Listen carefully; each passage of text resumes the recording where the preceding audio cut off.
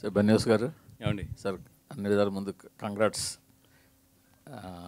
ఎందుకంటే ఒక మంచి సినిమాని మీరు అన్నట్టు లాభ నష్టం అన్నది పక్కన పెట్టి రిలీజ్ చేయాలన్నది. అవును. ఎందుకంటే ఈ సినిమా వచ్చిన 2 డేస్కే నేను టాలీవుడ్ పెద్ద డిస్ట్రిబ్యూటర్ ఫోన్ చేసి ఇది చాలా బాగుంది, తెలుగు వాళ్ళకి తెలుగు కావాలి, ఈ డైలాగ్స్ ఇవన్నీ తెలుగులో అర్థం కావాలి, తెలుగు వాళ్ళకి ఇస్తే బాగుంటుంది అంటే ఆయన ఒకటే అన్నాడు, చాలా పెద్ద ప్రొడక్షన్ హౌస్ అది, వాళ్ళు అలా ఇవ్వరు, వాళ్ళు మనకి ఇవ్వరు, వాళ్ళు చాలా పెద్ద ప్రొడక్షన్ హౌస్ వాళ్ళది అది అన్నారు. బట్ దానికి ఒక 3 డేస్ మీరు ఫోన్ చేసి మనం తీసుకున్నాం అనగానే నాకు చాలా ఆశ్చర్యం వేసింది. ఎలా మీకు అదే అడిగాను నేను, ఎలా వచ్చింది మీకు అని చెప్పి.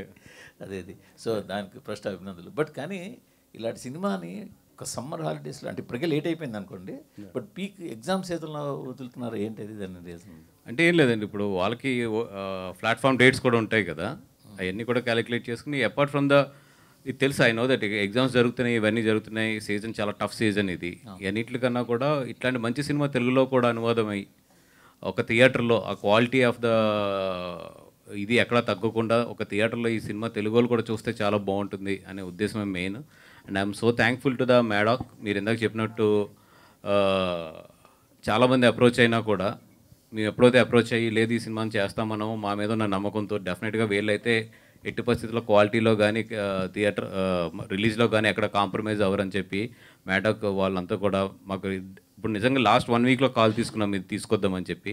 డే అండ్ నైట్ మొత్తం వాళ్ళ టీం కానీ మా టీం కానీ మొత్తం డే అండ్ నైట్ పనిచేస్తుంది చేసి నిజంగా మంచి క్వాలిటీతో నేను చూశాను ఆల్రెడీ, చాలా మంచి క్వాలిటీతో ఇది తెలుగు ప్రేక్షకుల ముందుకు వస్తుంది ఈ సినిమా. బట్ ఇలాంటి సినిమాని మీ అధినేత, మీ పార్టీ అధినేత పవన్ కళ్యాణ్ గారిని ఏ విధంగానైనా ఇందులో ఈ ప్రమోషన్ లేదా దీనికి ఒక బయట ఏదైనా, ఎందుకంటే ఈ సినిమా కంటెంట్ అలాంటిది.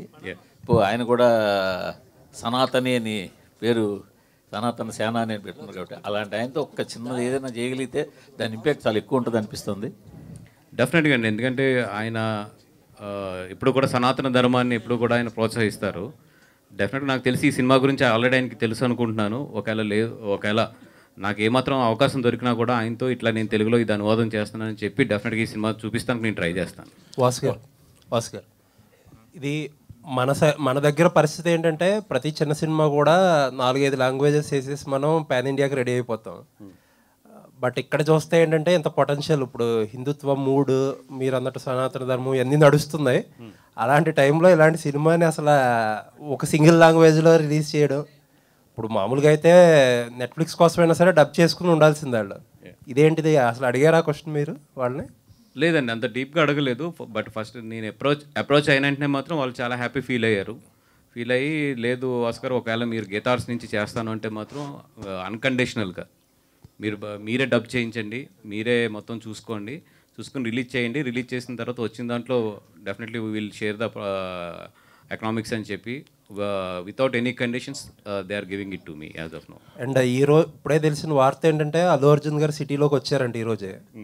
ఏంటి ఆ కన్ఫ్యూజన్? ఆ త్రివిక్రమ్ గారి సినిమా, అట్లీ గారి సినిమా ఎప్పుడు ఇస్తారు క్లారిఫికేషన్? తొందరలోనే వాళ్ళ టీం చెప్తుందండి మొత్తం. ఏంటి అంటే ఏదో స్పెషల్ సినిమాలకు సంబంధించి ఏదో సెషన్స్ కోసం వెళ్ళారని తెలిసింది అబ్రాడ్, ఏంటది అసలు? లేదండి, అంటే ఆయన పర్సనల్ ట్రైనింగ్కి వెళ్ళారు. ఐ థింక్ 1 month ఎంతో అది ట్రైనింగ్ అది. అంటే ఈ ఆల్వేస్ నో దట్ ఈ యాక్టింగ్ మీద కానీ మిగతా అన్నిటి మీద కూడా ఆయన ఎప్పుడు రీసెర్చ్ చేసుకుంటూనే ఉంటాడు ఆయన ఖాళీ టైంలోని. అట్లాగే దానికి సంబంధించింది ఏదో ఒక వెల్నెస్ సెంటర్స్కి ఇట్లకి వెళ్ళి వచ్చారు ఆయన. ఇప్పుడు ఈరోజు వచ్చారు, ఇంకా నేను కలవలేదు ఆయన్ని. వాసు గారు ఇక్కడ సార్ టైటిల్ అంటే హిందీలో చావా ఉంది, అంటే తెలుగు డబ్బి కాబట్టి ఇది తెలుగు టైటిల్ ఏమన్నా పెట్టడానికి అవకాశం లేదనుకున్నారా? అంటే ఆల్రెడీ చావా అనే ఒక టైటిల్తో ఈ సినిమా ఎక్కడికో వెళ్ళిపోయింది.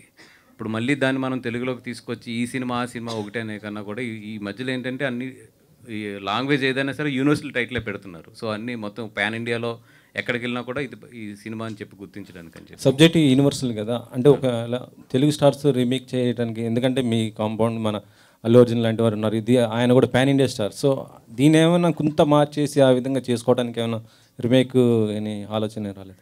లేదండి, అంటే ఇట్లాంటి ఒక మంచి సినిమాని రీమేక్ చేసే ధైర్యం అయితే నేనైతే చేయలేను.